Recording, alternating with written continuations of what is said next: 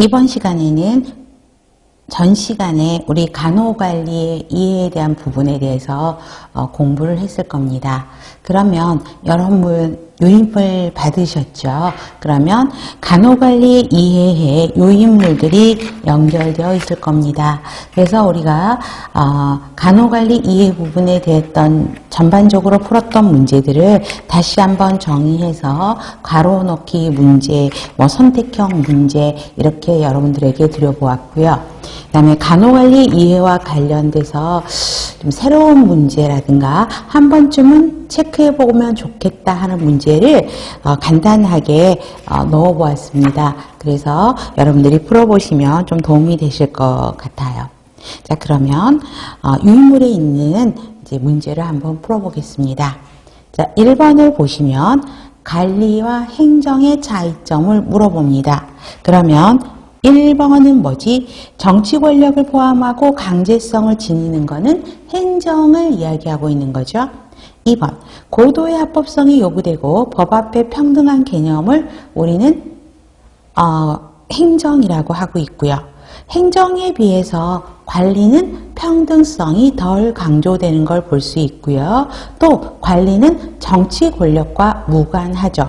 행정이 정치 권력과 연결이 되어 있고요.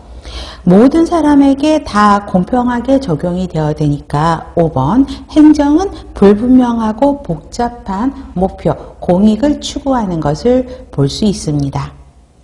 2번을 보시면 간호관리 과정에서 기획, 조직, 인적자원관리, 그 다음에 지휘, 통제에 대한 개념 정의를 해보았습니다.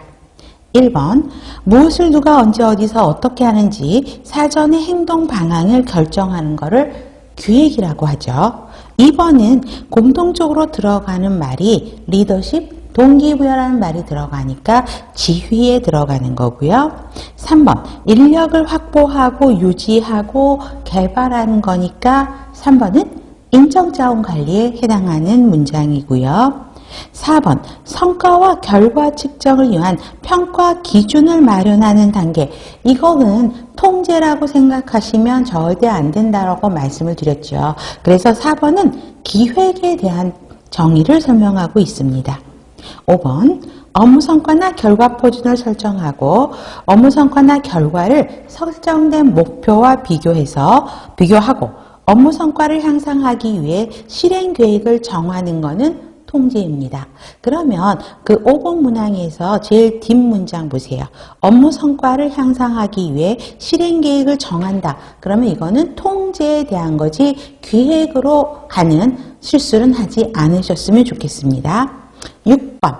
자, 관리자가 무엇을 할 것인지 계획하고 그 일을 어떻게 할지 조직을 하고 그 다음에 직원에게 업무 할당을 하고 조직 목표를 달성하기 위해 직원에게 업무를 지시하는 것은 지휘에 해당하는 것을 볼 수 있고요. 7번, 목적 달성을 위해 공식적인 프레임워크, 틀을 만드는 것은 조직이고 8번 역시 자원을 조정 분배, 정책 절차를 정하고 그 다음에 직무 서술, 직무에 합당한 자격을 정하는 것은 조직에 대한 개념이고요. 9번, 업무 수행을 위해 필요한 교정적 행동. 항상 통제에는 교정적이라는 말이 들어간다 그랬어요. 그래서 통제에 대한 거고 10번은 업무 권한 자원을 구성원들에게 배분하는 과정이니까 조직. 11번은 질은 높게 유지하면서 목표를 달성하는 거니까 통제. 11번, 신년 목표를 정하고 목표 달성을 위해 구체적인 행동 방안을 결정하는 것이다. 그게 기획이었었죠. 그 다음에 다시 또 나오네요. 성과와 결과 측정을 위한 평가 기준을 마련하다. 다시 또 이 말이 나오니까 이 역시 기획에 들어가는 것을 볼 수 있습니다. 자, 3번은 효과성과 효율성을 물어보는 거죠. 1번, 목적 달성 정도, 계획된 목표를 성공적으로 달성했느냐 보는 거기 때문에 효과를 보는 거고요. 2번, 자원 활용 정도를 보면서 목표를 달성했는가 능률성을 보니까 효율성이고요.